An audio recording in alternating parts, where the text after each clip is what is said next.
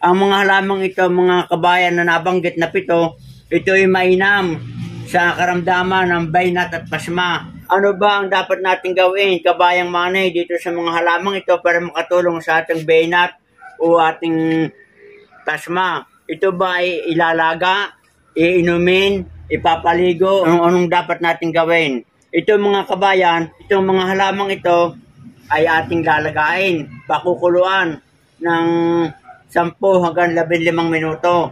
At pagkatapos nating mapakuluan, tayo ay babawas kahit mga 2 tasang tubig at yun ay ating munang iinumin bago natin ibabad yung ating tuhod o yung ating talampakan o bukong-bukong na masasakit at dala ng mga arthritis o pamamaga. Dahil itong mga halamang ito, lahat ay meron siyang anti-inflammation property at malaking may tutulong sa ating pananakit ng ating kasukasuan.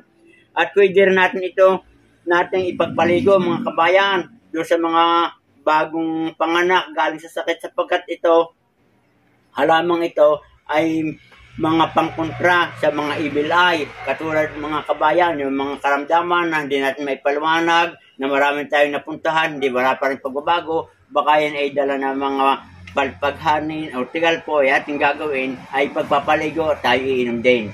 Atin ang puputol-putulin bago natin ilaga.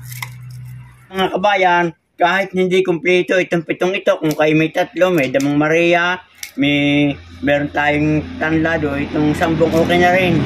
Kahit hindi kumpleto, ay malaki na rin may tulong sa atin o kahit pandan lamang o lubigan.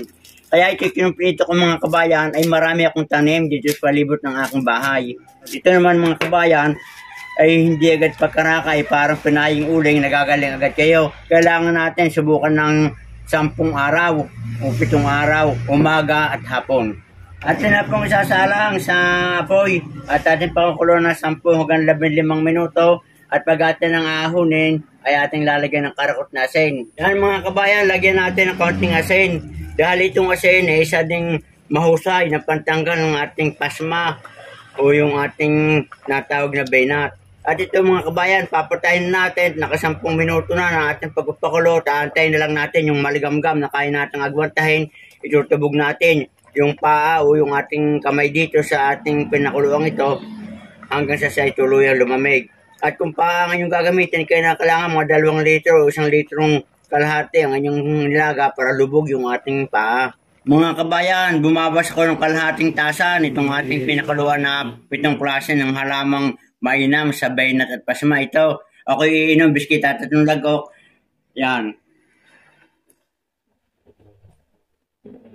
Kaya kailangan tayo uminom mga kabayan kung kayo may nararamdaman na hinahangin ng inyong mga katawan, masasakit ng inyong mga kalamnan, ay yan ay baka makatulong dahil ay dala ng mga karamdaman na hindi natin nakikita ng mga dala ng mga hangin. Yan mga kabayan, ito ay katamtama na ang init, kaya natin agwardan. Kung maaari kayo, mas mainit-init pa ito, ibababa natin ganyan.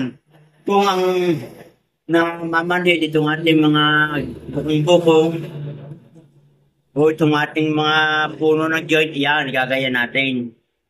Yan. Tapos, ginagalaw-galaw natin ganyan para siya na-exercise. Yan.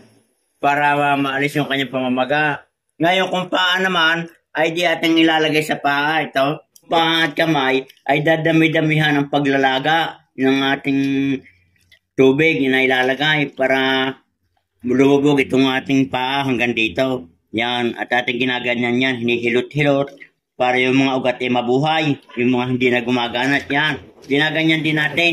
Yan. Para kung masasakit yung ating mga kumayan, yan ay nakukuha ng tubig na nakasama itong ating mga halamang gamot na ating inilaga. Na-absorb yan, yan. Pwedeng gawin niyo kung kayo hindi nagtatrabaho sa bahay lang, umaga, mga alas 8, ulitin sa hapon bago matulog. Yan, pag ganyan-ganyan. Yan. At yun naman pinaglagaan ito sa umaga mga kabayan, ay di pwede yung ilaga rin sa hapon.